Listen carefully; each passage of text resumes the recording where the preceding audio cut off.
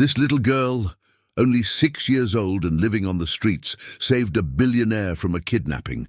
But when he uncovers the truth about who orchestrated it all, he makes a decision that will forever change her life.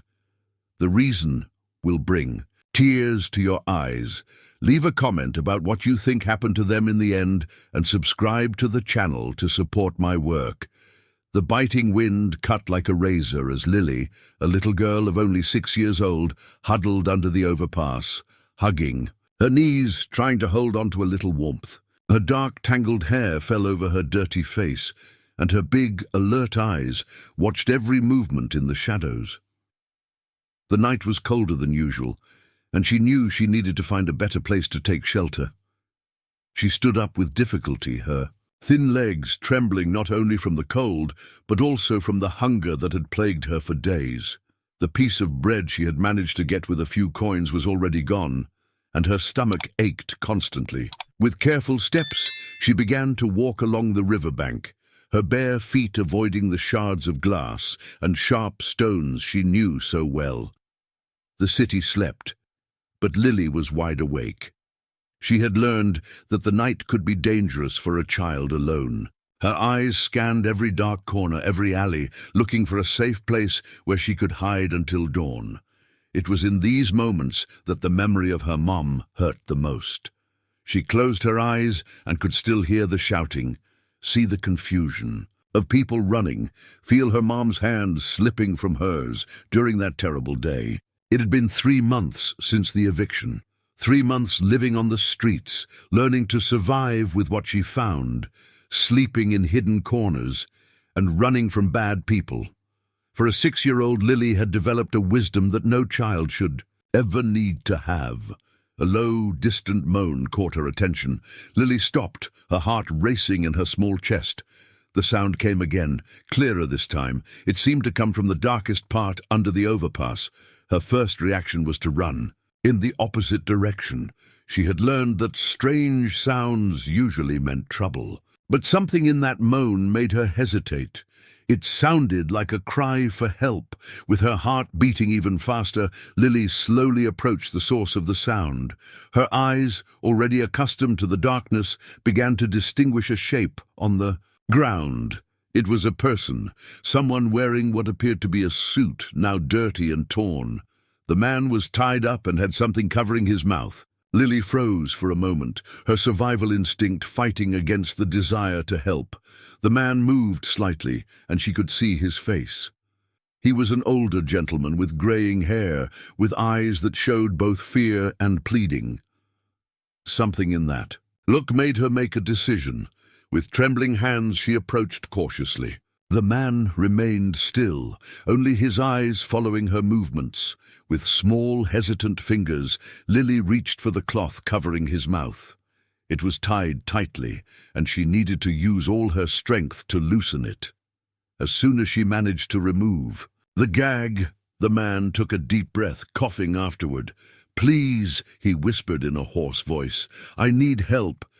There are people, bad people." He stopped speaking when he heard a noise nearby. Lily heard it too. It was footsteps approaching. Fear returned with full force, but before she could run, she felt something cover her eyes. Strong hands grabbed her, lifting her off the ground. She tried to scream, but another hand covered her mouth. Panic took over her small body as she was, and carried away. Everything became confusing after that. Lily felt herself being placed somewhere, a car maybe? The movement and the fear eventually caused her to lose consciousness. When she finally woke up, it took her a few seconds to understand where she was. The first thing she noticed was the softness under her body. She was lying in a bed, something she hadn't felt in months. She opened her eyes slowly, fearing what she might find. The room she was in was large and bright, with walls in soft tones and furniture that looked expensive. She looked at herself and realized that she was wearing clean clothes and her body had been washed. She could smell the soap on her skin. Next to the bed, on a small table, there was a tray with food. The aroma made her stomach rumble painfully, but fear prevented her from touching anything. Where was she? What had happened to the man under the overpass? Who had brought her to this place?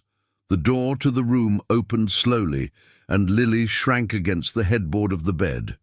An elegant woman entered, wearing a fine dress and jewelry that sparkled in the light coming through the window. Her face had delicate features, but there was something in her eyes that made Lily shrink even further. "There's no need to be afraid, little one," said the woman, her voice soft but without warmth. "I'm Cleo Martini, and you're in my house. My husband Theodore is the man you found last night." She approached the bed, and Lily noticed that her movements were precise, calculated. "You helped him, and now we want to help you." The woman sat on the edge of the bed, and Lily could smell a strong perfume that reminded her of the expensive stores in the mall where she sometimes begged for change. "You were blindfolded for your own protection," Cleo continued. "The people who hurt my husband might come after you if they knew you were a witness." Lily remained silent, her eyes never leaving Cleo's face. She had learned to read people on the streets, and something about that woman made her uneasy. "You must be hungry," said Cleo, pointing to the tray. "You can eat. Everything is clean and fresh." At that moment, the door opened again, and the man from under the overpass entered. Theodore Martini looked different now, wearing clean and well-cared-for clothes. He had a few scratches on his face, but he smiled gently. "Ah, you're awake," he said, his voice warmer than his wife's. "How are you feeling, little one?" Before Lily could answer, an older man, wearing a butler's uniform, appeared at the door. "Sir, the detective is on the phone. He wants to talk about last night's incident." Theodore nodded and turned to leave, but not before giving Lily one last look. "Rest assured," he said. "You're safe here. We're going to help you find your mom." As he left, Cleo stood up as well. "Eat," she said, her tone now firmer, "and don't leave this room until someone comes to get you." With that, she left, closing the door behind her. Alone again, Lily looked at the tray of food. Her stomach ached with hunger, but something bothered her. Why did that elegant woman seem so cold? And why, even though she was in a seemingly safe place with food and a clean bed, she couldn't shake the feeling that she was in danger? The days at the Martini mansion passed slowly for Lily. Despite the comfort of the room and the regular meals, she couldn't feel truly safe. Her alert eyes, trained by life on the streets, picked up on small details that others might ignore, like the way Cleo and Theodore barely looked at each other during meals, or how tension hung in the air when they were in the same room. Horace, the elderly butler, was the only one who seemed genuinely kind. He always brought extra fruit hidden in his uniform pockets and sometimes sat with her for a few minutes, telling stories about the house and its residents. It was through him that Lily discovered that the Martini couple had been together for 30 years, but lately something had changed. One particularly quiet afternoon, while playing with a doll that Theodore had given her, Lily heard raised voices coming from the hallway. She quietly approached the door, her bare feet making no noise on the hardwood floor. "You're obsessed with that girl," Cleo's voice sounded irritated. "It's been 2 weeks, and we have no information about her. Family, we need to take her to a shelter." "I won't abandon this child," Theodore replied, his normally calm voice now laced with unusual firmness. "She saved my life, Cleo. If it weren't for her—" "If it weren't for her, what?" Cleo interrupted, her voice now lower, but no less threatening. "You're not even sure what really happened that night. You're trusting the word of a street kid." The silence that followed was heavy. Lily held her breath, her heart pounding in her small chest. There was something in Cleo's voice that frightened her, something that went beyond simple irritation. "I don't want to discuss this anymore," Theodore finally replied. "I'm going to keep looking for her family, and in the meantime, Lily stays." The footsteps moved away, and Lily quickly returned to her bed, hugging the doll tightly.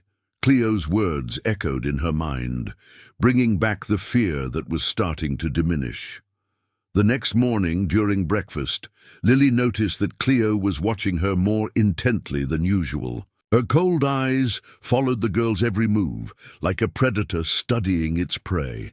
Theodore was not present. He had left early to take care of work matters, as Horace had informed her. "Do you like living here, Lily?" Cleo asked suddenly, her voice too sweet to be sincere. Lily nodded silently, keeping her eyes fixed on her plate of oatmeal. "You know, we could be a family," Cleo continued, leaning over the table. "I've always wanted a daughter. Theodore and I could adopt you, if you cooperate." The girl raised her eyes, meeting Cleo's piercing gaze. "But my mom," she began to say.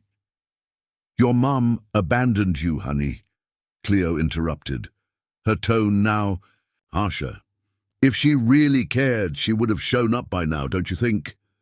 The words hit Lily like a slap. Her hands began to tremble, and she felt tears welling up in her eyes. "She didn't abandon me," she whispered. "We got separated on eviction day." Something changed on Cleo's face. A flash of recognition, perhaps.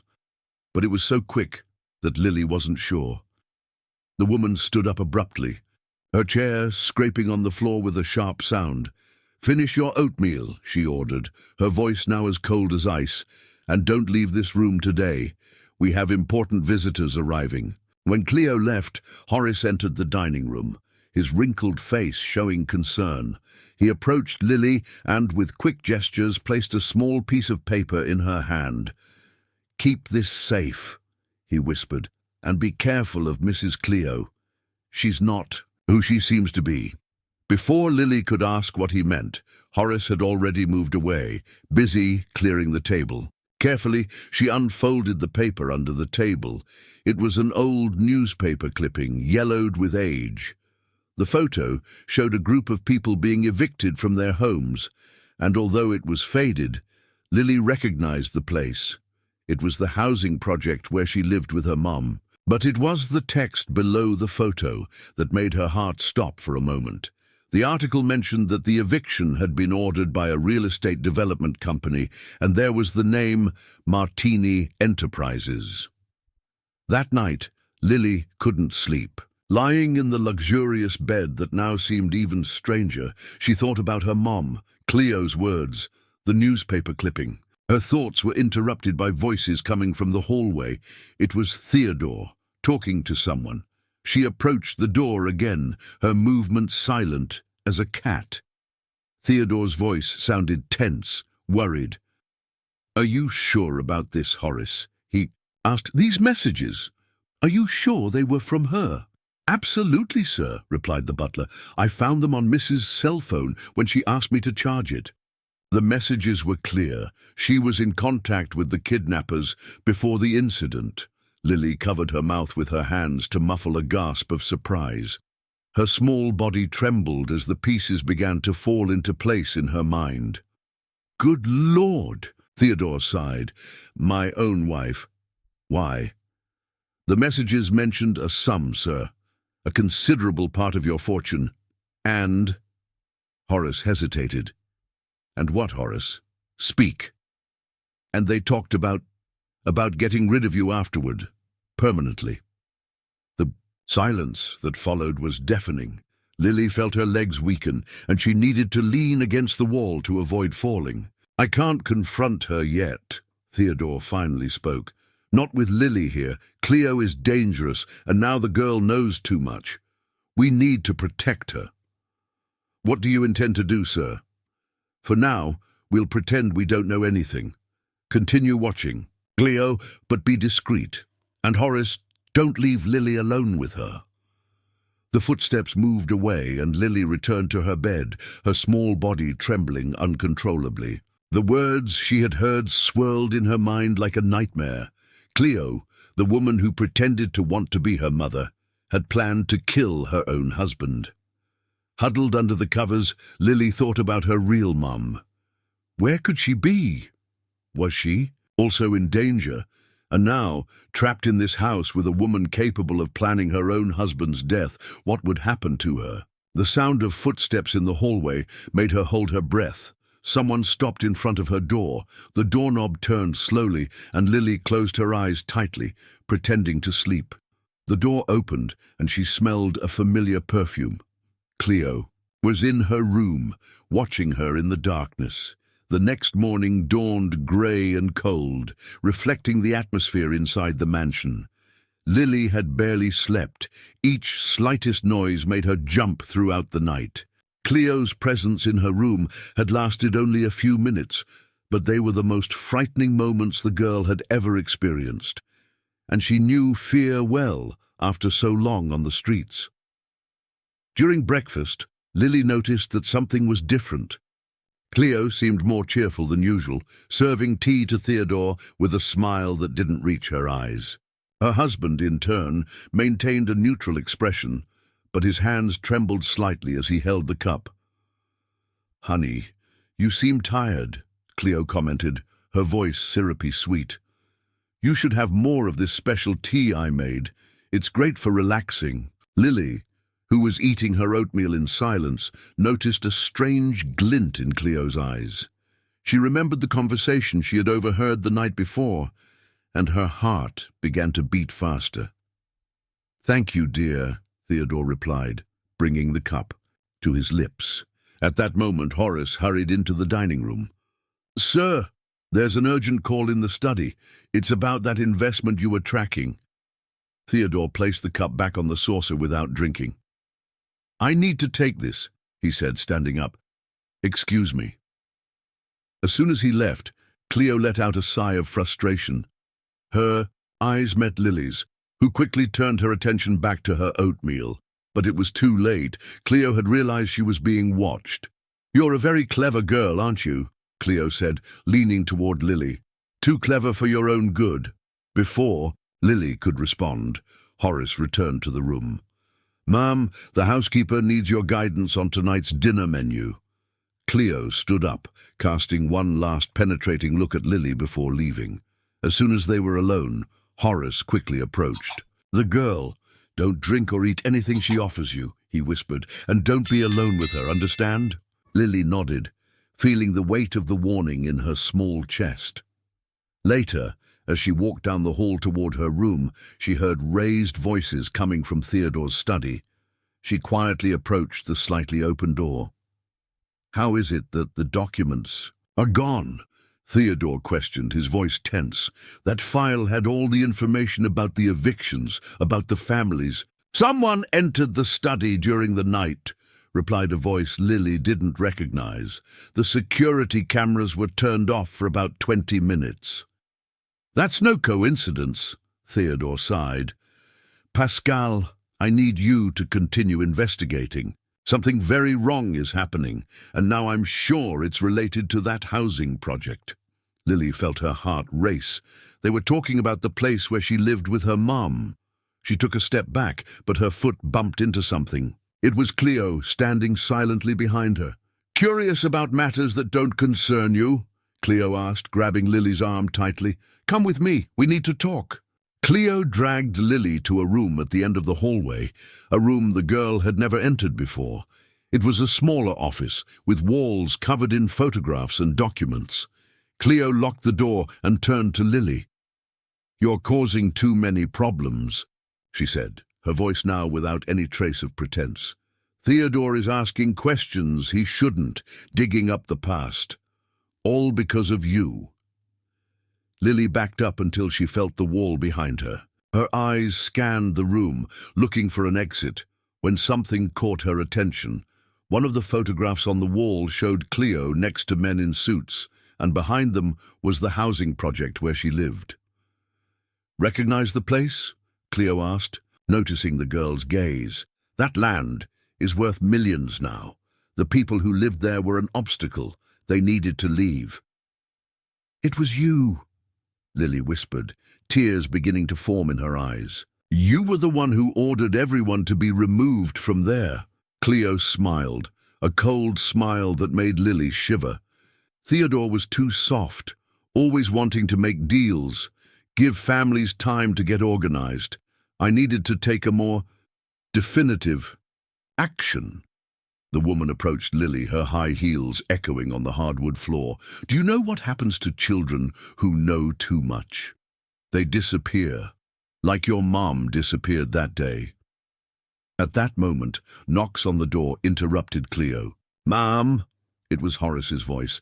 Mr. Theodore is looking for the girl. It's lunchtime. Cleo grabbed Lily's face tightly. Not a word about our conversation, or you'll never see your mom again. During lunch, Lily could barely touch the food. Her hands trembled so much that she could barely hold the silverware. Theodore noticed her behavior. Is everything all right, little one? He asked, genuinely concerned. Before Lily could answer, Cleo interjected. She must just be tired, dear. Maybe she needs to rest a little. I can prepare a special tea for her too. The look Cleo gave Lily made the implicit threat clear. The girl swallowed hard, feeling the weight of fear in her stomach. That's when she noticed something. Theodore had discreetly switched his teacup with Cleo's while she wasn't looking. Later that night, Lily was in her room when she heard a crashing sound and raised voices. She approached the door and heard Horace calling for help. Cleo had fallen ill during dinner. Must have been something she ate, Theodore commented, his voice too calm for the situation. Or maybe something she drank. Lily understood then. Theodore knew. He knew about the tea, about his wife's true intentions. But what would happen now? And more importantly, what would happen to her? Who knew too much about everything? The girl returned to her bed, hugging her knees to her chest. The fear she felt on the streets was different. It was a fear of the unknown. But now she feared something much more specific. She feared the woman who had destroyed her life once and seemed determined to do it again. The days that followed the tea incident were tense at the Martini mansion. Cleo recovered quickly, but her behavior changed. Her fake smiles gave way to a menacing silence, and her eyes followed every movement of Lily and Theodore with an intensity that made the air feel heavy. One particularly cold morning, Lily was sitting by the window in her room, watching the garden, when she noticed a different kind of activity. A simple car entered through the gates of the mansion, and a woman in a cleaning uniform got out. There was something familiar about her in the way she walked, the way she tucked her hair behind her ear. Lily's heart stopped for a moment. It was impossible, but that woman looked so much like her mom. She pressed her face against the glass, trying to see better, but the woman had already entered through a side door of the mansion. Pretty. A view, isn't it? Cleo's voice made Lily jump. She hadn't heard the woman enter the room. Cleo was standing in the doorway, wearing an elegant red dress that made her look even more menacing. You know, I've been thinking, Cleo continued, slowly approaching. You're a very clever girl, too clever not to realize what's happening here. Lily recoiled instinctively, but she was cornered between Cleo and the window. Her heart was beating, so hard it felt like it would explode. What did you see down there? Cleo asked, her voice dangerously soft. Who did you recognize? No one, Lily replied, her voice trembling. I was just looking at the garden. Cleo smiled, but her eyes remained cold. Do you know what happens to children who lie to me? She leaned in, getting face to face with Lily. They lose their mothers, again. Before Lily could respond, they heard footsteps in the hallway. Cleo straightened up quickly, her face assuming a neutral expression as Horace appeared in the doorway. Ma'am, he said, his face showing a controlled urgency, Mr. Theodore requests your presence in the study. It's about the new hires. Cleo cast one last threatening look at Lily before leaving. As soon as she was gone, Horace quickly entered the room. You saw her, didn't you? He asked in a low voice. Your mom? Lily felt tears escape her eyes. Was it really her? Am I not imagining it? Mr. Theodore found her, Horace explained, keeping his voice low. "She works as a cleaner in a building nearby. He brought her here today, but we can't let Mrs. Cleo find out yet. It's too dangerous." "Why?" Lily asked, although she already suspected the answer. "Your mom knows things about the eviction, about how it all happened. Mrs. Cleo can't know she's here." Horace looked nervously at the door. "Stay in the room. I'll try to find a way for you to see your mum without anyone noticing." The rest of the day dragged on like an eternity for Lily. Every minute felt like an hour. Every noise made her jump. During dinner, she noticed that Theodore was different. There was a tension in his shoulders, a determined glint in his eyes. "How was your day, dear?" he asked Cleo, his voice too casual. "Productive," she replied, cutting her steak with more force than necessary. "Although I have noticed some irregularities with the new hires." Theodore maintained his neutral expression, but Lily noticed that his fingers tightened slightly on the napkin. "What kind of irregularities?" "One of the cleaning ladies," Cleo said, her eyes fixing on Lily for a moment. "She seems familiar to me, very familiar." The silence that followed was interrupted by the sound of a dish breaking in the kitchen. Horace quickly appeared, apologizing for the confusion. "Please forgive me, ma'am," he said, "but we need Mrs. Cleo in the kitchen. There was a problem with tomorrow's menu." When Cleo left, accompanied by Horace, Theodore quickly turned to Lily. "Listen carefully," he whispered. "Your mom is here in the service area. Horace will distract Cleo. You have 5 minutes. Go!" Lily didn't need to be told twice. With her heart pounding, she slid from the chair and ran silently to the back door. Following the instructions Horace had given her earlier, she found her way to the service area. And there she was. Lillian, her mom. Thinner than Lily remembered, with deep dark circles under her eyes and hands calloused from hard work, but still her mom. For a moment, both stood paralyzed, as if fearing that it was just a dream. "Mom?" Lily's voice came out as a choked whisper. "My daughter." Lillian opened her arms and Lily ran into them. The hug was like coming home. The familiar smell of her mom, the warmth of her arms, the way she whispered, my little one," through tears. It was everything Lily had dreamed of during those months on the streets. "I've been looking for you for so long," Lillian sobbed, squeezing Lily against her. "Every day, everywhere. When Mr. Theodore found me—" The sound of heels in the hallway interrupted the moment. Mother and daughter quickly separated, but it was too late. Cleo was standing in the doorway, her face a mask of controlled fury. "What a touching scene," she said, her voice cutting like ice. "The family finally reunited. Too bad it won't last." Lillian put Lily behind her, protecting her with her body. "You're not going to hurt my daughter, not again." "Again?" Theodore's voice sounded from the doorway. He was standing there, watching the scene with an expression that mixed surprise and understanding. "What do you mean by again, Lillian?" But before anyone could answer, Cleo pulled something out of her purse. It was a small, dark vial. "One more step," she threatened, "and you'll all find out what happens when someone tries to ruin my plans." Time seemed to freeze in that service area. The vial in Cleo's hand gleamed menacingly under the fluorescent light, and her eyes had an almost manic glint. Lillian kept Lily protected behind her, while Theodore remained motionless in the doorway, his eyes fixed on the wife, who now seemed like a complete stranger. "Put that down, Cleo," Theodore said, his voice calm but firm. "Whatever you're planning, it's not worth it." "Not worth it?" Cleo laughed, a cold, humorless sound. 30 years, Theodore. 30 years building this empire by your side, and you never gave me due credit. Always so righteous, so concerned about these insignificant people." "Insignificant people," Lillian interjected, her voice trembling with contained rage. "It was. You, wasn't it? It was you who ordered that violent eviction, who ordered the security guards to separate us." "Shut up!" Cleo screamed, her face contorted with fury. "You were an obstacle. That land was worth millions, but Theodore insisted on making deals, on giving time. Time!" She shook her head, as if the idea were absurd. "I solved it my way, and it worked perfectly until this little meddler showed up." Lily felt her mum's body trembling. Peeking from behind her, she saw silent tears streaming down Lillian's face.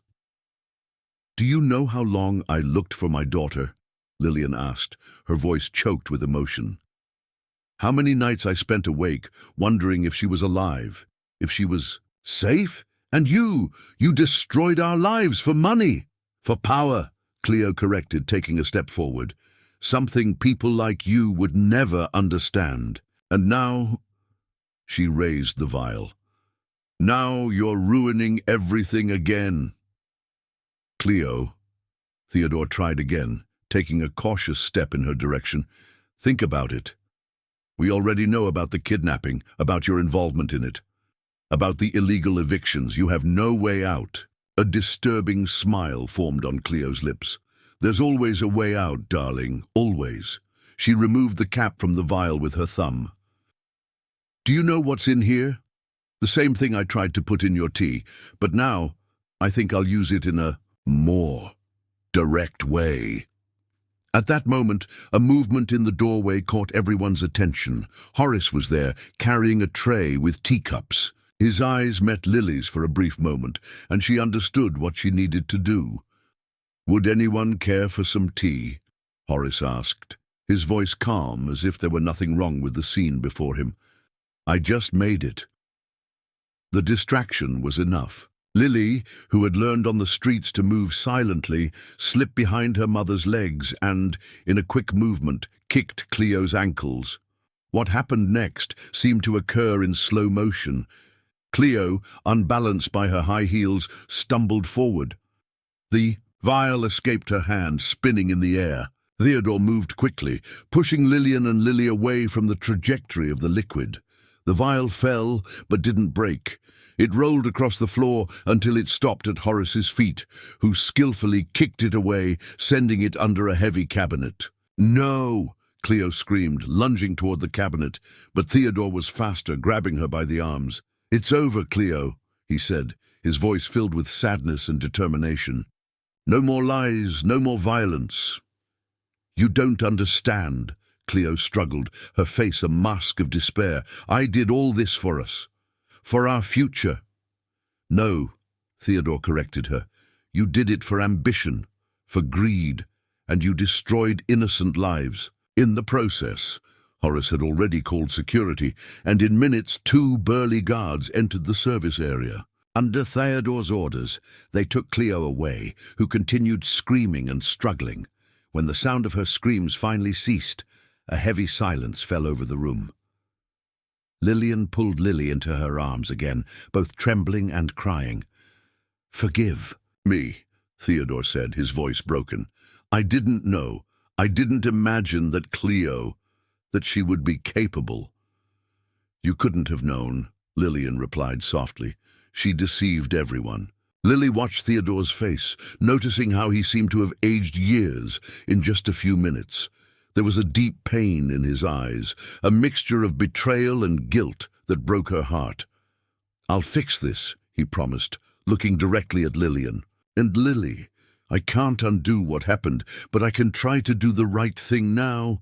That night, after the police had been called and statements had been given, Lily was lying in her bed, finally in her mother's arms after so long.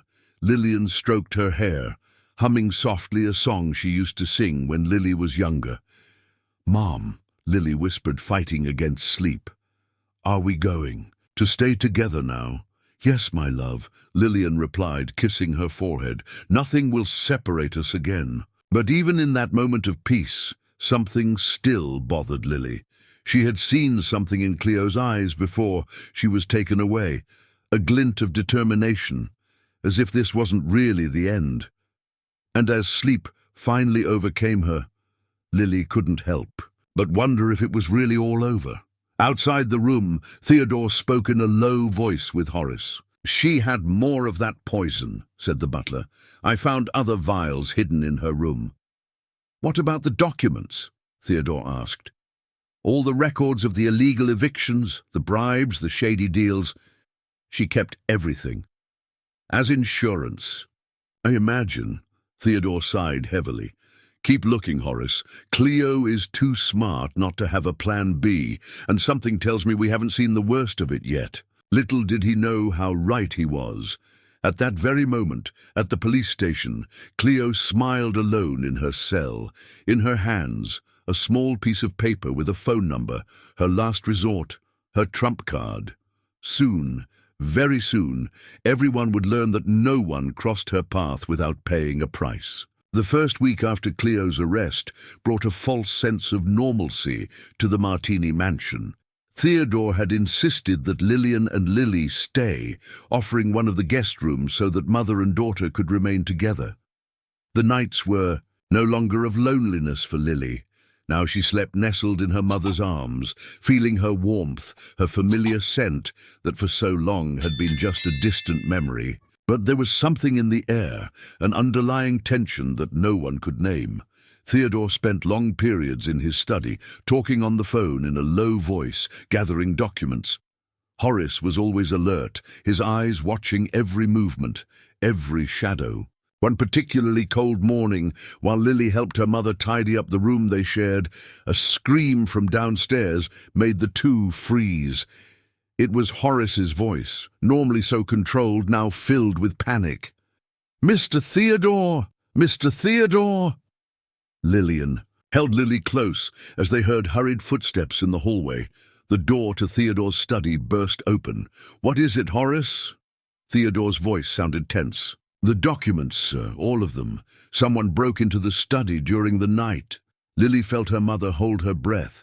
They quietly approached the door, trying to better hear the conversation. "How is that possible?" Theodore asked. "The security system." "It was deactivated," Horace replied. "Someone who knew the codes, sir, and there's more. I found this on your desk." There was a moment of silence, then Theodore's voice, now lower and more concerned. "A picture of Lily, taken yesterday, when she was in the garden, and this phone number, sir." Horace's voice trembled slightly. "Mrs. Cleo, she had contacts, people who did favors for her, dangerous people." Lillian hugged Lily tighter, as if she could protect her just with her arms. The girl could feel her mother's heart beating fast. "But she's in jail," Lily whispered, looking up at her mother's tense face. "Sometimes," Lillian replied in a low voice, "people like Cleo have ways of doing harm, even from afar." That afternoon, during lunch, the atmosphere was heavy. Theodore barely touched his food, his eyes constantly checking the windows, the doors. Horace served the meal with tense movements, different from his usual elegance. "We need to talk," Theodore finally said, looking at Lillian. "About your safety." Before he could continue, the phone in his pocket vibrated. Theodore took it out, his face paling as he saw the number on the screen. "It's the number that was on the photo," he murmured, looking at Horace. With trembling hands, trembling slightly, Theodore answered the call, putting it on speakerphone. "Theodore, darling." Cleo's voice, even through the phone, made Lily shrink back in her chair. "Did you miss me?" "How did you—" "A phone," Cleo chuckled softly. "Oh, my love, you always underestimated my ability to make arrangements, but that's not what I want to talk about. Did you receive my little gift? The photo turned out nicely, don't you think? Lily looks beautiful when she smiles, doesn't?" "Is she?" Lillian squeezed her daughter's hand under the table gently. "What do you want, Cleo?" Theodore asked, his voice controlled. "I want to make a deal," she replied, her tone now more serious. "You have something I want, those documents about the evictions, about our special business dealings. And I have something you want to protect. Are you threatening me? I'm proposing an exchange, the documents for the safety of that little family you're so determined to protect. Simple as that." Theodore looked at Lillian and Lily, his face a mask of concern. I don't have the documents anymore, he said. Someone stole them. Cleo's laughter sounded again, colder this time. Oh, darling, do you really think I don't know you made copies? That you didn't keep backup somewhere safe? You've always been so cautious. There was a moment of silence. Then Cleo continued, You have 24 hours to think. About it, honey. After that, well, it would be a shame if something happened to little Lily, wouldn't it? Or to her lovely mother. The call ended, leaving a heavy silence in the dining room. Lily looked at Theodore, noticing how his hands trembled slightly. On the table, Horace, he called, his voice hoarse. Call Pascal. We need protection now. The butler nodded and quickly left the room. Theodore turned to Lillian and Lily. Forgive me, he said, his voice laden with guilt. I should have foreseen this. I should have imagined that she wouldn't give up so easily. It's not your fault. Lillian replied softly. You've been helping us so much. And I'm going to keep helping, Theodore interrupted, his voice now firmer. I won't let Cleo hurt you. Not again. That night, as Lily tried to sleep, she could hear voices coming from downstairs. Men arrived at the mansion. Security guards, she assumed. Her mother slept beside her, but Lily knew it was a light, worried sleep. The girl got up silently and went to the window. The full moon illuminated the garden, creating shadows that seemed to move. For a moment, Lily thought she saw something, a dark figure near the gate, but when she blinked, there was nothing there. She returned to bed, but sleep didn't come. In her mind, Cleo's voice kept echoing, her threats hanging in the air like a dark cloud. Lily knew, with that wisdom that children sometimes have, that this was only the beginning. Outside the room, Theodore walked through the hallway, unable to sleep. In his hands, an envelope containing the copies of the documents that could destroy Cleo and himself. The decision he needed to make weighed on his shoulders like lead. In her cell, Cleo smiled into the darkness. Her plan was in motion, and soon, very soon, everyone would learn that no one underestimated her without paying a high price, especially that little meddler who had ruined everything. The night dragged on like an endless nightmare. Lily woke up several times, startled by shadows that danced on the walls. On one of those occasions, she noticed that her mother wasn't in bed. She sat up, alarmed, until she heard voices coming from the hallway. We can't stay here. It was her mother's voice, low but firm. It's too dangerous. I know Cleo, I know what she's capable of. And where would you go? Theodore asked. She has eyes everywhere. At least here I can try to protect you. Lily quietly approached the door, her heart pounding in her small chest. You don't understand, Lillian continued, her voice trembling slightly. On the day of the eviction, it wasn't just the security guards who separated us. I saw Cleo there, coordinating everything. She smiled when she saw me screaming for Lily, as if she was enjoying seeing our despair. There was a moment of heavy silence, then Theodore's voice, laden with guilt. Why didn't you ever tell me this before? Because I was afraid. Even after so long, I still am. And now... A noise from downstairs interrupted the conversation. Hurried footsteps, raised voices. Horace came running up the stairs, something completely out of his usual demeanor. Sir, he called, his voice urgent. The guards found someone trying to break in through the back of the mansion. Lily felt her body go cold. She opened the door a little wider, allowing her to see the hallway. Theodore and Lillian were tense, looking at Horace. Did you catch the person? Theodore asked. No, sir, he escaped, but... Horace hesitated. He left this. The butler held out something. It appeared to be a piece of paper. Theodore took it, his face paling as he read the contents. What does it say? Lillian asked, her voice barely audible. Time is running out, Theodore read. And it's not just documents that can disappear in the night. Lily saw her mother stagger, leaning against the wall. Theodore quickly steadied her. "I'm going to get you out of here," he said. "Today. I have a country house, isolated. No one knows about it, not even Cleo." "No," Lillian replied, straightening up. "We can't run forever. At some point, this needs to end." At that moment, Theodore's phone rang, making everyone jump. The number on the screen made Theodore close his eyes for a moment, as if seeking strength. "Have you decided, darling?" Cleo's voice sounded through the speakerphone, sweet and venomous at the same time. "I hope my little messenger helped you realize the urgency of the situation." "How are you doing this, Cleo?" Theodore asked, his voice tired. "How can you coordinate all this from inside prison?" Cleo's laughter made Lily shrink behind the door. "Oh, honey, did you really think I didn't have everything planned? That I didn't have guarantees? People ready to act if something went wrong? What do you want? What do you really want?" "I want what is rightfully mine," Cleo replied, her voice losing its false sweetness.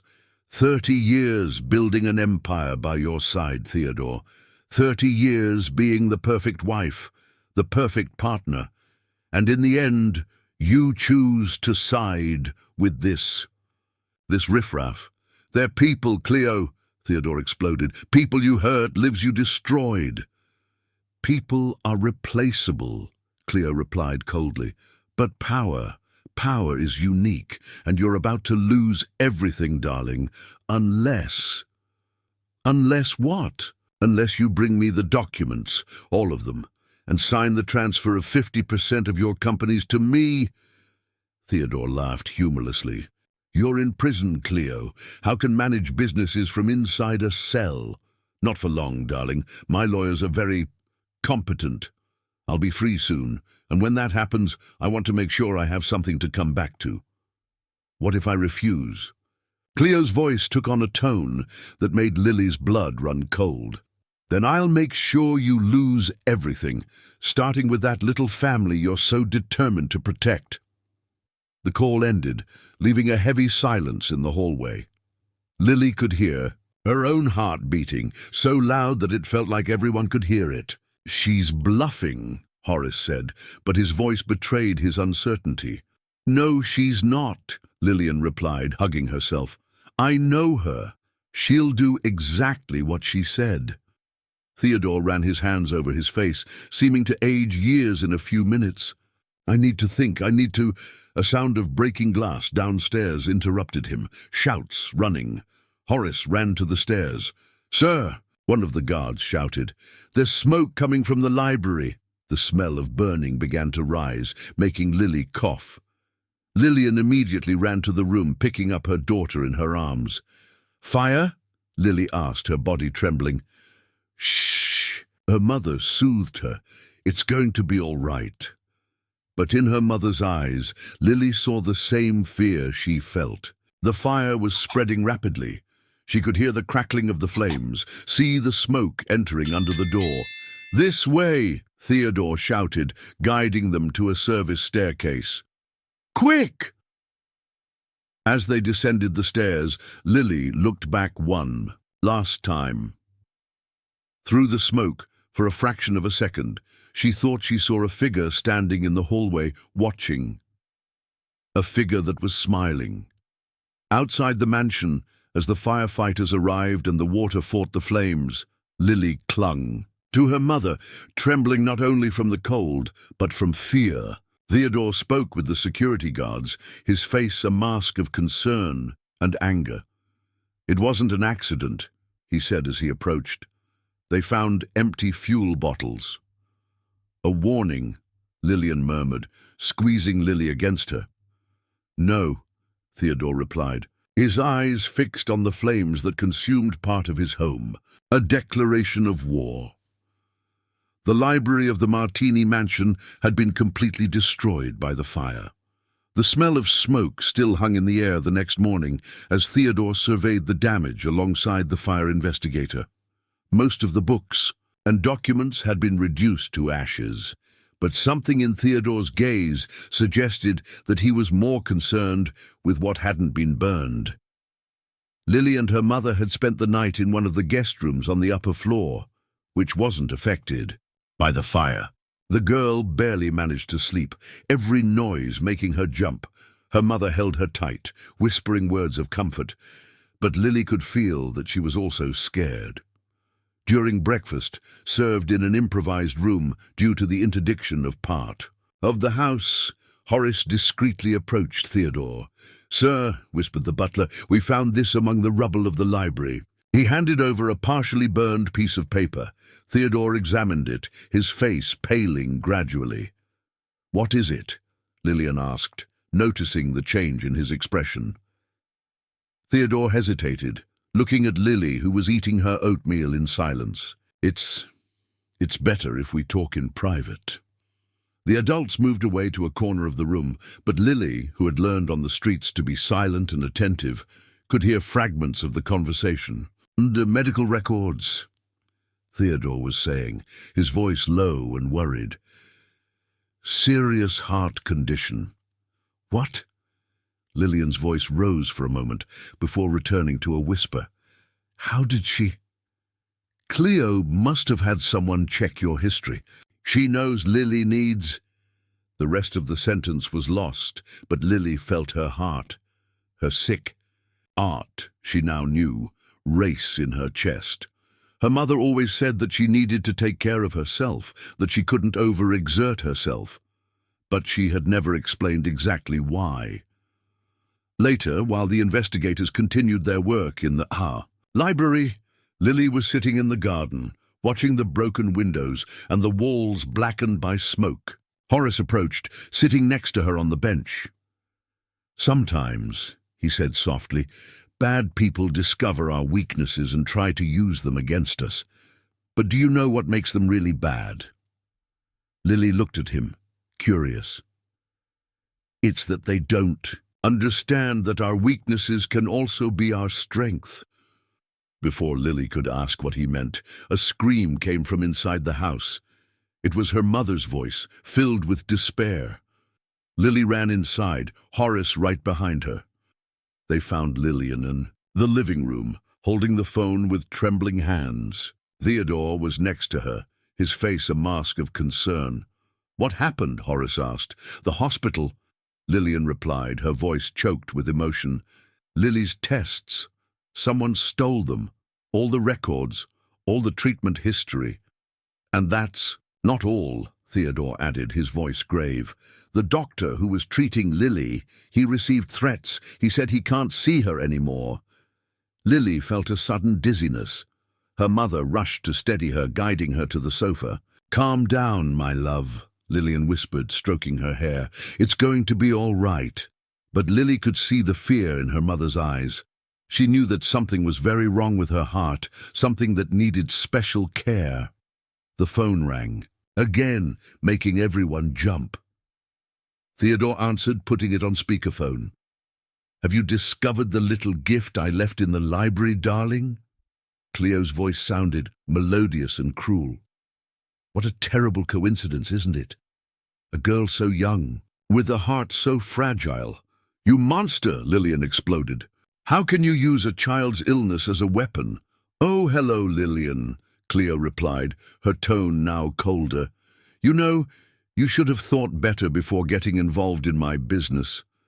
Now your daughter is paying the price." "What do you want?" Theodore interjected, his voice trembling with contained rage. "I've already said what I want, darling. The documents, the company, everything that is rightfully mine. And now, well, let's just say that time is really running out. How long do you think little Lily can go without proper medical care?" Lily felt a sharp pain in her chest, as if her heart responded to Cleo's cruel words. Her mother hugged her tighter. "You have 12 hours, Cleo continued. "After that, well, it would be a shame if something happened to the girl's health, wouldn't it?" The call ended, leaving a heavy silence in the room. Lily could feel her heart beating irregularly, a constant reminder of her condition. "I need to do something," Theodore said, running his hands through his graying hair. "I can't let—" "No!" Lillian interrupted him. "You can't give in to her blackmail. If you do, she'll never stop." "And what's the alternative?" Theodore asked, his voice breaking. "Leave Lily without treatment. Wait until—" He didn't finish the sentence, but everyone understood what was implied. Lily felt tears streaming down her face. It was her fault. Everything was her fault. If she hadn't helped Theodore that night under the overpass. "There has to be another way," Horace said, his voice calm but firm. "There's always another way." At that moment, Lily felt another twinge in her chest, stronger than the previous one. Her vision went dark for a moment, and she heard her mother scream her name, as if she were very far away. "Lily, oh God, she's so pale. Quick, lay her down on the couch." Theodore's voice sounded urgent. "Sir," Horace said, "we need to get her to the hospital, now." Through the fog that was beginning to take over her consciousness, Lily heard her mother crying, felt strong arms lifting her. Her last thought, before fainting, was that maybe Cleo wouldn't need to wait 12 hours. Her heart seemed to be deciding on its own. The hospital hallway was silent, except for the constant beeping of machines and the muffled murmur of people talking in low voices. Lillian paced back and forth, her hands twisting nervously at the fabric of her blouse. Theodore was sitting in one of the plastic chairs, his face buried in his hands, while Horace remained standing, like a silent sentinel. It had been 3 hours since Lily had been rushed to the hospital. 3 hours of agonizing waiting, of doctors entering and leaving the emergency room, of questions without clear answers. "Mrs. Lillian," a voice called, making everyone turn. Dr. Mendez, a gentleman with graying hair and a gentle expression, approached the group. His face was serious, which made Lillian's heart clench even tighter. "How is she, doctor?" "She," asked, her voice trembling. "We managed to stabilize her," he replied, consulting his clipboard. "But the situation is more serious than we imagined. Her heart, well, the condition has worsened considerably." "What does that mean exactly?" Theodore interjected, standing up. The doctor sighed heavily. "It means she needs surgery, and she needs it soon, but—" He hesitated, looking at Lillian with compassion. "With the disappearance of the previous medical records, we need to redo all the tests. And even so, the procedure is complex, risky." "How long does she have?" Lillian asked, although part of her didn't want to hear the answer. "Without the surgery, weeks, maybe days. Her heart is very weak." Lillian staggered, being supported by Horace. Theodore took a step forward. "Do the tests," he said firmly. "All of them. Don't worry about costs." Dr. Mendez nodded, but his expression remained concerned. "There's one more thing. Lily will need a compatible donor. The procedure she needs, well, it's a partial transplant. We need to find someone with compatible blood and tissues." "I'm her mother," Lillian stepped forward. "We've already checked your compatibility through the initial blood test," the doctor interrupted her gently. "Unfortunately, you're not a match." At that moment, a nurse appeared in the hallway. "Dr. Mendez, the girl is asking for her mother."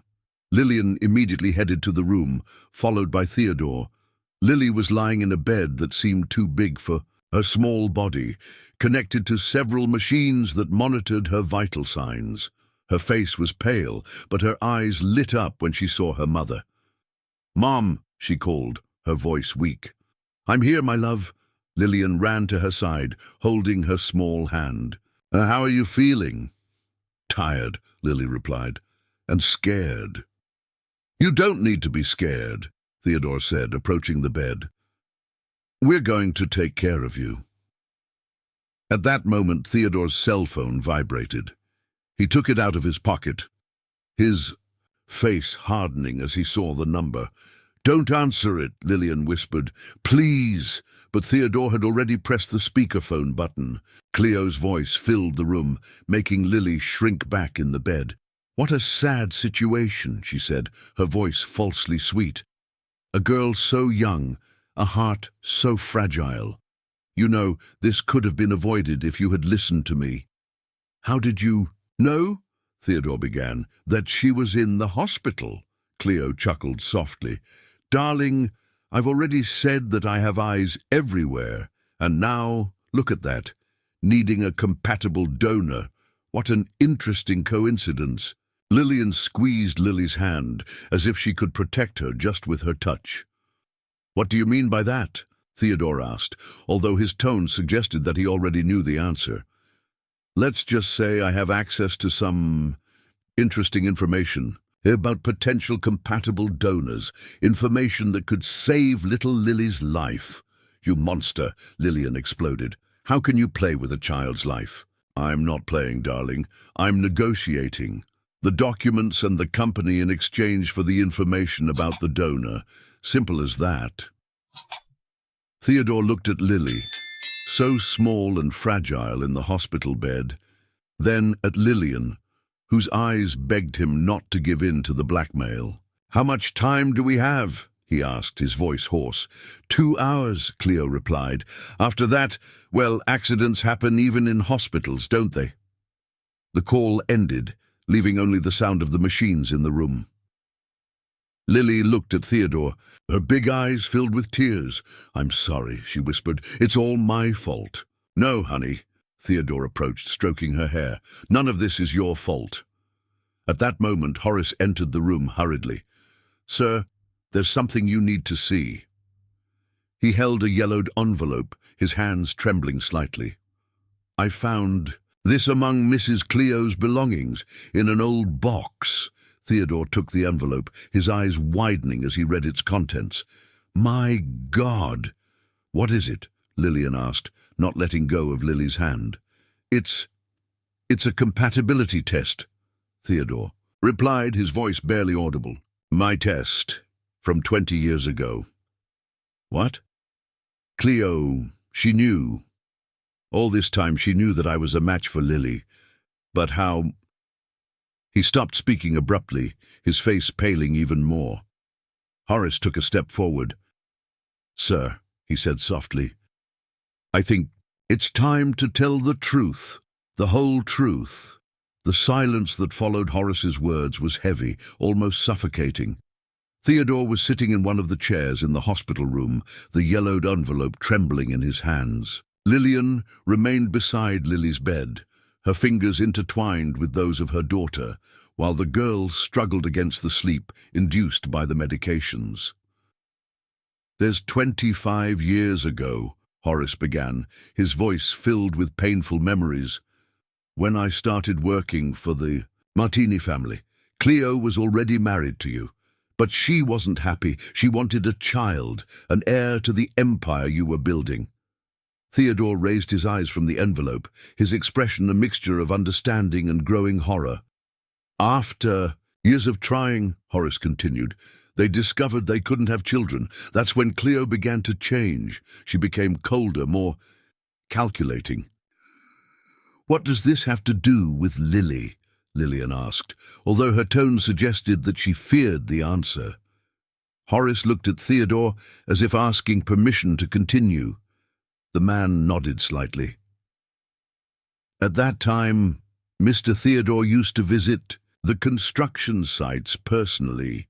He liked to meet the workers, their families. On one of those visits, I met Lillian, Theodore completed, his voice low. She was so young, so full of dreams. She worked as a cleaning assistant in the construction office. Lillian frowned, trying to remember.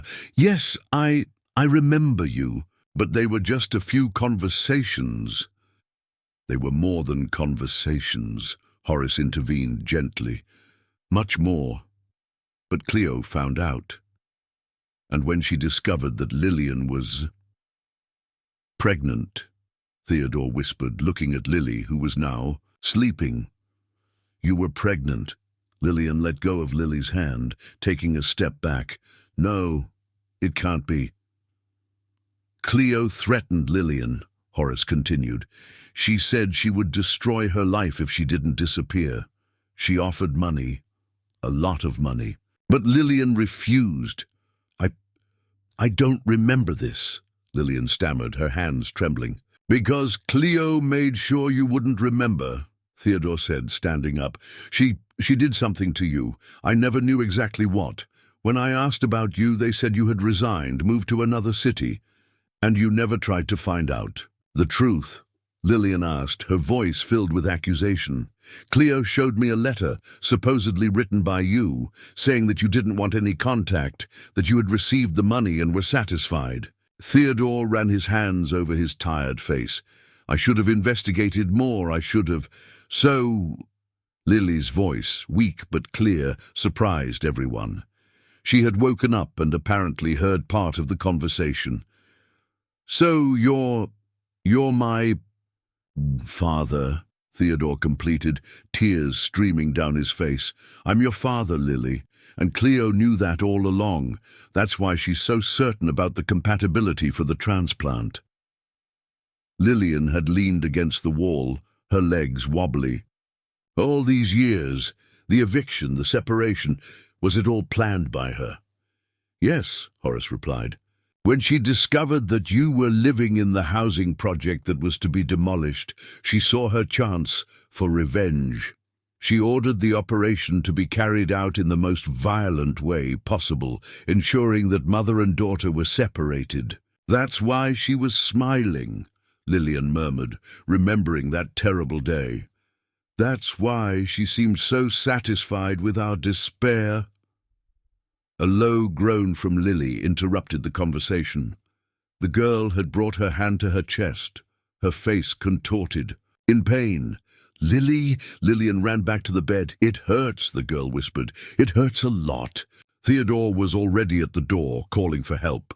Dr. Mendez entered quickly, checking the monitors. The pressure is too high, he said, preparing an injection. The heart is overloaded. We need to do something now. Doctor, Theodore took a step forward. I'm a match. I'm her father. Do the transplant. It's not that simple, the doctor replied, administering the medication into Lily's IV. We need updated tests, preparation. Theodore's phone rang again. Cleo. So? She asked as soon as he answered. Have you made your decision? Time is running out, darling. Theodore looked at Lily, at Lillian, then at the doctor who was trying to stabilize his daughter. His daughter. The word echoed in his mind like a bell. Yes, Cleo, he replied, his voice firm. I've made my decision. Great. I knew you'd be sensible. So, about the documents. I'm not going to give you anything, Theodore interrupted her. It's over, Cleo. I'm not playing your game anymore. What are you talking about? Cleo's voice lost all its sweetness. You think you can defy me like this? I don't need your compatibility information. I already know everything. About Lily, about Lillian, about everything you've done. There was a moment of silence on the other end of the line. Then Cleo's voice returned, now laden with threat. You won't do it, she said. You won't risk losing everything. No, Cleo, I've wasted too much time. I've lost years with my daughter. I'm not going to lose anything else. He hung up the phone, turning to the doctor. How long do you need to prepare for the surgery? With all the necessary tests, at least. A new groan from Lily interrupted him. The monitors began to beep frantically. She's going into collapse, Dr. Mendez shouted. We need to get her to the ICU now.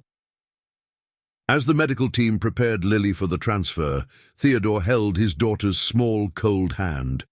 Hold on tight, little one, he whispered. Daddy's here now, and I'm not going to let anything bad happen to you. On the other side of the city, in her cell, Cleo threw the phone against the wall with force, her face contorted in a mask of pure hatred.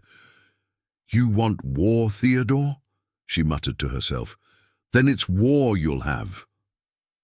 The hospital's ICU was silent except for the constant beeping of the heart monitors. Lily had been stabilized, but her condition remained critical. Through the glass of the observation window, Theodore and Lillian watched their daughter, so small and fragile amidst all the equipment. Why didn't you tell me? Lillian asked softly, breaking the tense silence. When you met us again, when You found out who we were. Why didn't you say anything?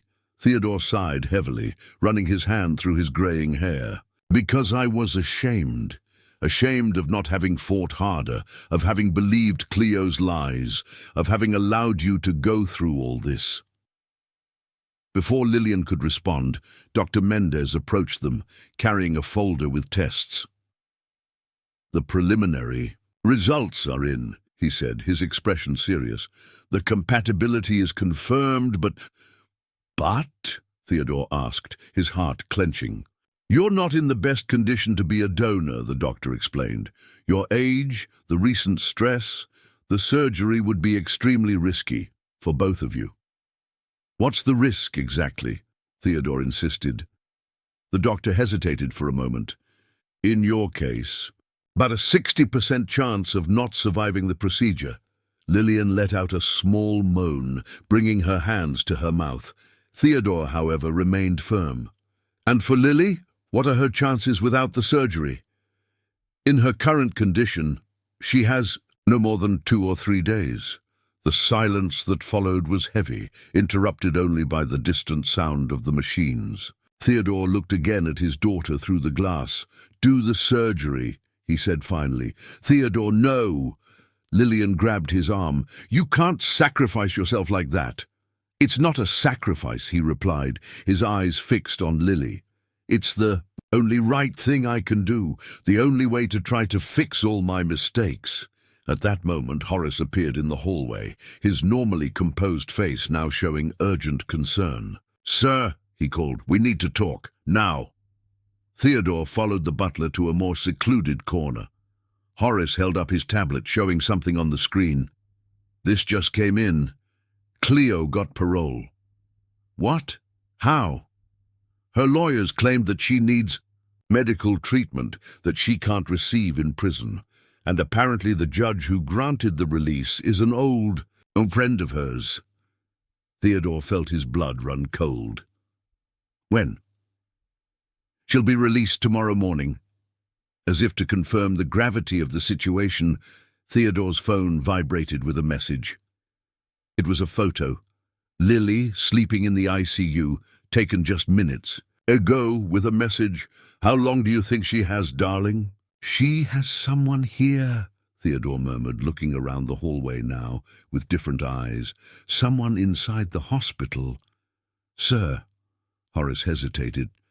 There's one more thing. I managed to access some of Cleo's old conversations. She has a plan. What kind of plan? The kind that doesn't allow survivors, Horace replied gravely. She doesn't just want the money or the company. She wants revenge. And from what I've seen, she plans to use the surgery to achieve it. Theodore turned his gaze back to the ICU, where Lily slept, oblivious to all the danger that surrounded her. I need to do something, he said. I need to protect her. You can't do the surgery, Horace stated.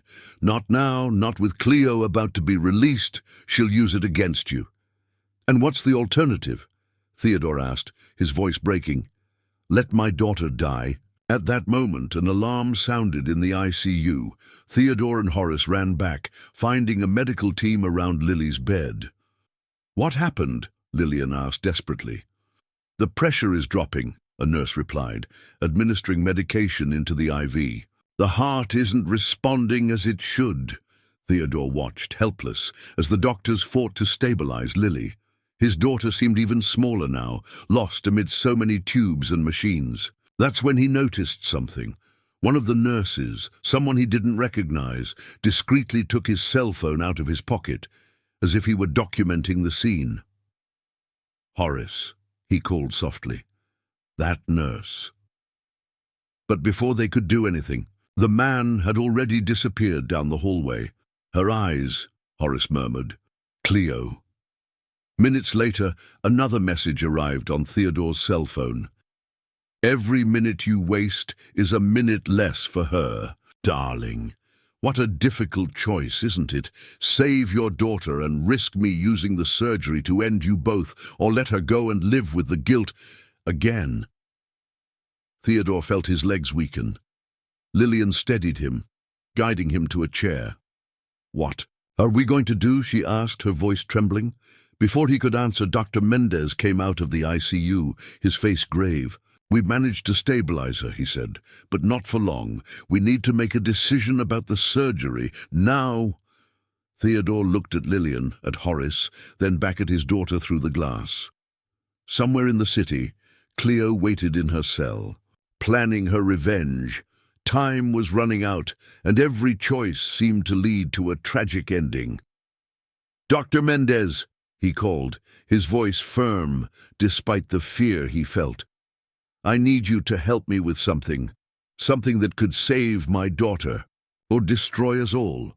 Theodore's plan was risky, but it was the only chance they had. While Dr. Mendez listened attentively to every detail, Lillian held Lily's hand through the railing of the hospital bed, praying silently. "I understand the risks," the doctor said finally, "but I need to warn you. If something goes wrong, the consequences will be irreversible. I've been living with irreversible consequences for 25 years, Theodore replied, his voice laden with determination. "I'm not going to allow that to continue." The plan was simple in theory, but incredibly dangerous in practice. Theodore would be prepared for surgery as planned, but with one crucial difference: the procedure would be announced for one time, but performed at another. The idea was to confuse Cleo's informants inside the hospital. "We need people we can absolutely trust," Dr. Mendez warned. "A leak of information could be fatal." "I have a list," Horace intervened, handing a paper to the doctor. "These are professionals who have no connection to Mrs. Cleo. I've checked the background of each one." As they discussed the details, Theodore's phone vibrated again.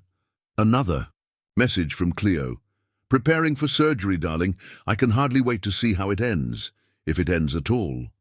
Theodore felt a chill run down his spine. Cleo seemed to always be one step ahead, as if she could predict their every move.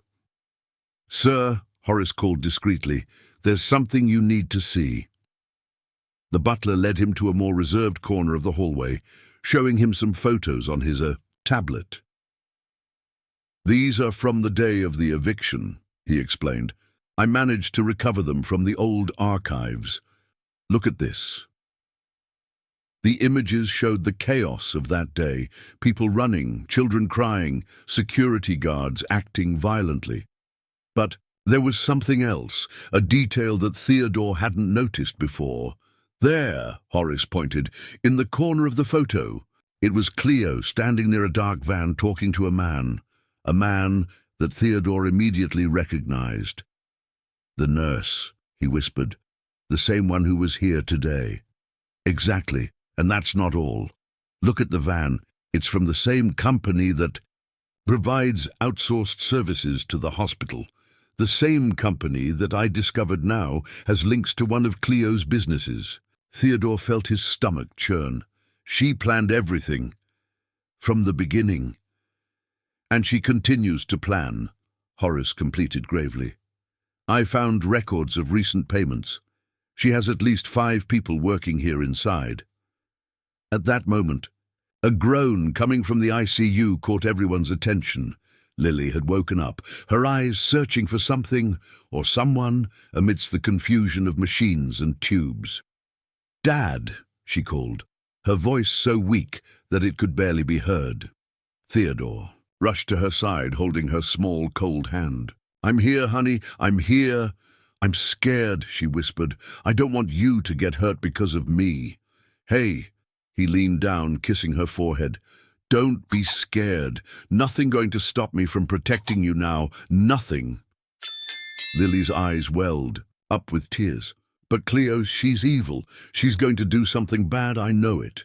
"Not this time," Theodore promised, though his heart was heavy with uncertainty. "This time we're going to win." On the other side of the glass, Lillian watched the scene with mixed love and concern. Horace approached her silently.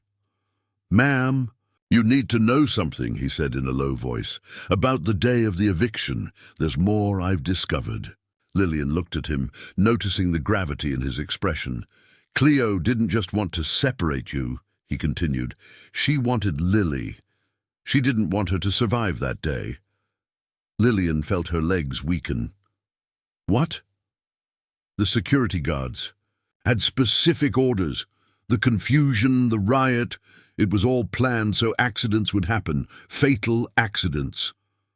My God! Lillian brought her hands to her mouth, stifling a sob. But something went wrong with her plan, Horace continued. Lily managed to escape, and now Cleo wants to finish what she started.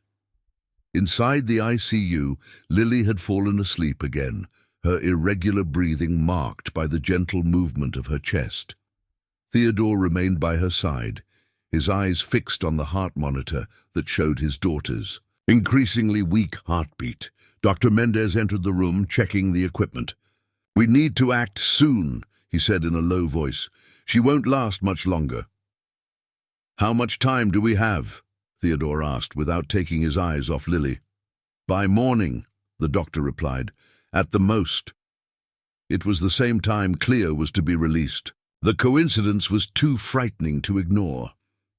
Doctor, Theodore called as the doctor was leaving, if something goes wrong during the surgery, if I don't survive, don't think about that now.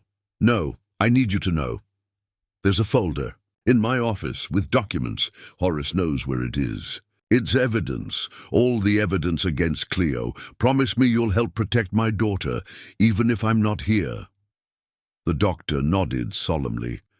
You have my word. When he was alone again with Lily, Theodore allowed the tears which he had held back for so long to finally fall.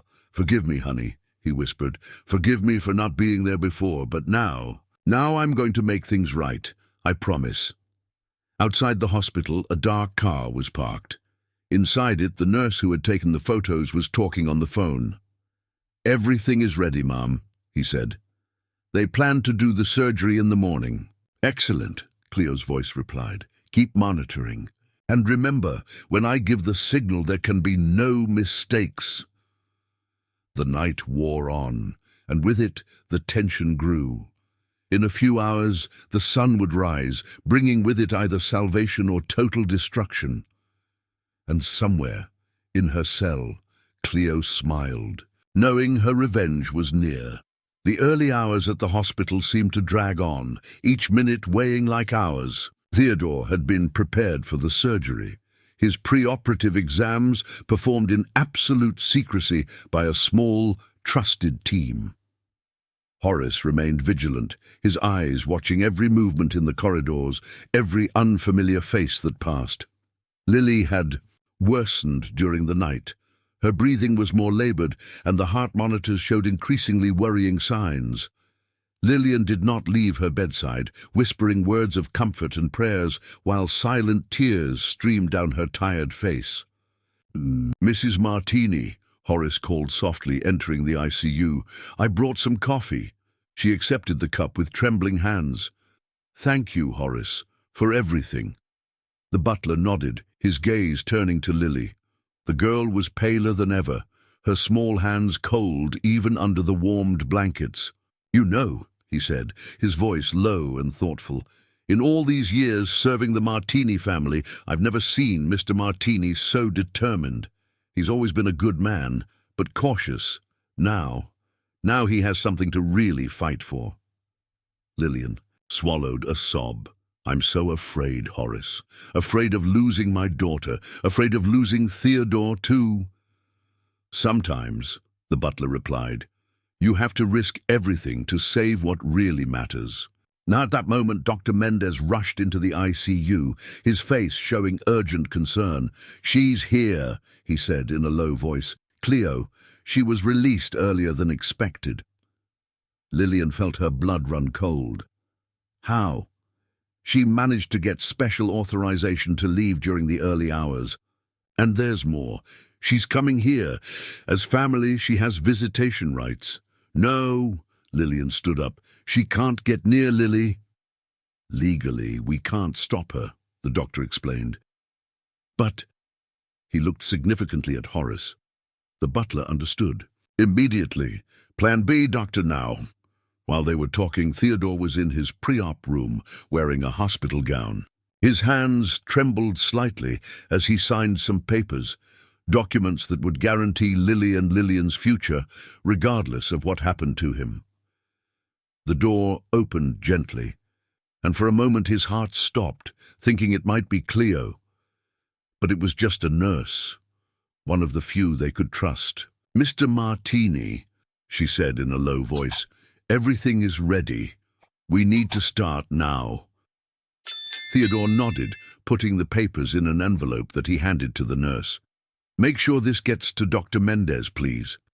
As he was prepared to be taken to the operating room, Theodore couldn't help but think of all the lost years, of all the times he could have investigated more, fought harder.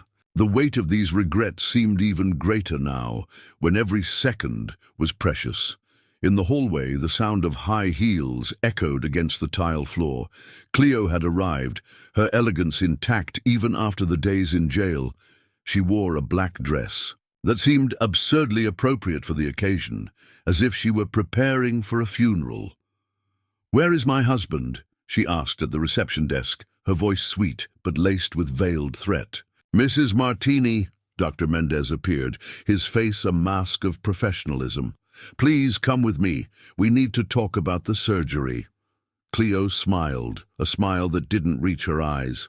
"Of course, doctor. I can't wait to know all the details." While being led to a waiting room, Cleo didn't notice the silent movement that was happening a few floors above. Lily, still unconscious, was being discreetly transferred to another wing of the hospital. Lillian followed alongside the gurney, holding her daughter's small hand while nurses carefully moved the equipment needed to keep her stable. Theodore was also being taken away, but by a different route. The real operating room was not the same that wasn't on the official records. It was a risky plan, full of points that could go wrong, but it was the only chance they had. "Sir," Horace appeared beside his gurney before he entered the operating room. "She's here." Theodore closed his eyes for a moment. "Keep her busy. She can't find out." "Theodore!" Cleo's voice cut through the air like a knife. She was standing at the end of the hallway, her eyes gleaming with a mixture of triumph and fury. "How?" Horace began. "Oh dear, Horace," Cleo laughed softly. "Did you really think I wouldn't know? That I wouldn't have people informing me about your every move?" She began to walk towards them, each step calculated and menacing. "It was an interesting plan, I must admit. Changing the location of the surgery, trying to trick me.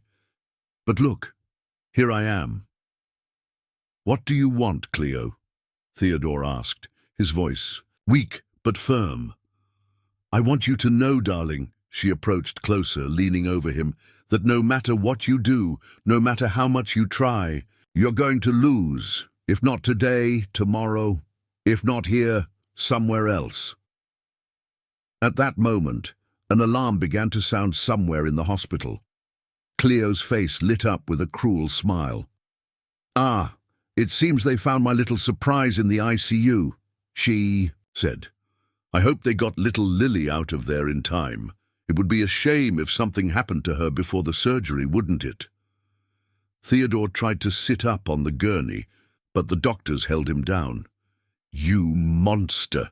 What did you do?" "Me?" Cleo feigned innocence. "I didn't do anything. But you know how these hospital equipments are. Sometimes they just fail." The smile on her face said it all. She had planned every detail, every moment.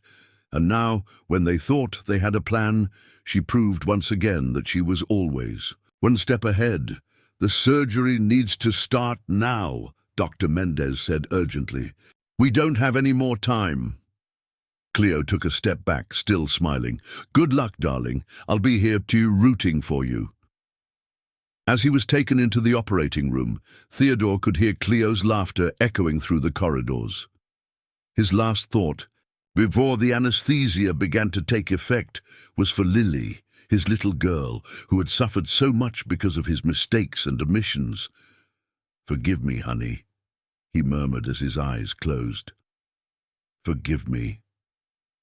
The hours that followed were the longest. In Lillian's life, sitting in the waiting room of the surgical center, she alternated between silent prayers and moments of deep anguish, while Horace remained by her side as a constant and comforting presence. Lily had been stabilized and prepared for surgery, but her heart was getting weaker and weaker. The doctors had been clear. It was now or never.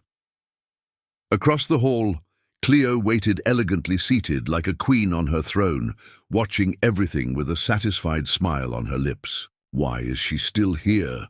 Lillian whispered to Horace. "Why hasn't she left?" "Because she wants to see the end," the butler replied in a low voice. "She wants to make sure her plan worked." The surgery had already lasted 5 hours. From time to time, a nurse came out to give brief news. The procedure was being more complicated than expected, but both patients were still holding on. In the 6th hour, something changed. Dr. Mendez came out of the operating room, his face grave behind the surgical mask. Lillian stood up immediately, her heart almost stopping. "What happened?" she asked, her voice trembling. "Theodore," the doctor began, "he's having complications. His blood pressure has dropped a lot. His heart isn't responding as it should." Cleo approached, her smile now wider. "Oh, what a tragedy," she said, her voice falsely sweet. "It seems that not. All the love in the world can save someone, can it?" It was at that moment that something unexpected happened. Horace, always so controlled and discreet, took a step forward. "You're right," he said, his voice calm but firm. "Not all the love in the world can save someone. But you know what can? The truth." Cleo frowned, her expression of triumph faltering for a moment. "What are you talking about, you old fool?" "I'm talking about this." Horace took an envelope out of his jacket pocket. "All your conversations, all your plans, all recorded, documented, including your confession about what really happened on the day of the eviction." Cleo's face paled slightly. "You have no proof?" "Yes, I do," Horace continued. "And not only that, I have recordings of your conversations with the nurses you subverted, with the security guards you hired. I even have—" He paused dramatically. "The recording of your order to sabotage the equipment in the ICU today." Lillian watched the scene with wide eyes, while Cleo seemed to visibly wither. "Impossible," she whispered. "You couldn't." "Years, Mrs. Martini," Horace said, his voice now charged with contained emotion. "Years watching you destroy lives, manipulate people, hurt innocent people. Years keeping every piece of evidence, every proof, waiting for the right moment." "Why?" Cleo asked, her mask of control beginning to crack. "Why now?" "Because Mr. Martini has finally found something worth fighting for. And because that girl," he pointed to the operating room, "deserves to know the truth about who really tried to kill her so many years ago." At that moment, 2 police officers appeared in the corridor, accompanied by Dr. Mendez. "Mrs. Cleo Martini," one of them said, "you are under arrest for attempted murder, conspiracy, and various other crimes that will be duly presented." "No!" she shouted, her composure finally breaking completely. "You can't! I'm Cleo Martini. I built this empire." As the police officers handcuffed her, she continued to shout, her voice echoing through the corridors of the hospital. "He's nothing without me. Nothing. That girl should have died that day. She should have—" Her words were interrupted when one of the doors of the operating room opened. A nurse came out, her eyes shining with emotion behind the mask. "It worked," she announced. "The surgery, it worked. Both are fine." Lillian fell to her knees, sobbing with relief. Horace steadied her, his own tears running silently down his wrinkled face. "No!" Cleo shouted one last time before being taken away. "It can't be. They should die. They both should die." Her words were lost in the corridor as she was led out of the hospital. The nightmare she had created was finally coming to an end. 3 weeks later, Lily was sitting on the veranda of the Martini mansion, Now her home, too. Her chest, still, ached a bit at the sight of the surgery, but her heart, the heart that her father had helped save, was beating strong and healthy. Theodore was by her side, still recovering as well, but his eyes gleamed with a joy that no one had ever seen in him before. "Dad," Lily called softly, the word still new on her lips. "Did you know about Horace's plan?" Theodore smiled, taking his daughter's small hand in his. "No, honey. Horace kept that secret for years, protecting the evidence, waiting for the right moment. He knew that one day the truth would be needed." "What about Cleo?" Lily asked, a trace of fear in her voice. "She won't hurt anyone again," Lillian replied, approaching with a tray of hot chocolate. "The evidence Horace gathered ensured she'll be locked up for a very, very long time." Lily smiled, nestling between her parents. The sun set on the horizon, painting the sky with golden and pink hues, like a promise of better days. Horace watched the scene from the doorway, his heart filled with a peace he had waited decades to feel. The truth, which he had kept for so long, had finally served its purpose, not only to bring justice, but to unite a family that fate had separated. "You know," he said, approaching the group, "they say that love can move mountains, but sometimes it's the truth that needs to pave the way first." Lily reached out her hand, calling him to join them. There, on that veranda, under the darkening sky, they were no longer employers and employee, rich and poor. They were just a family, united not only by blood or by the heart that now beat in Lily's chest, but by the strength of the truth that had finally overcome all the lies. And in the room that used to be Cleo's, now transformed into a playroom for Lily, the old doll that the girl carried from the streets rested on a shelf, no longer as a symbol of loneliness and suffering, but as a reminder that sometimes you have to lose everything to find what really matters.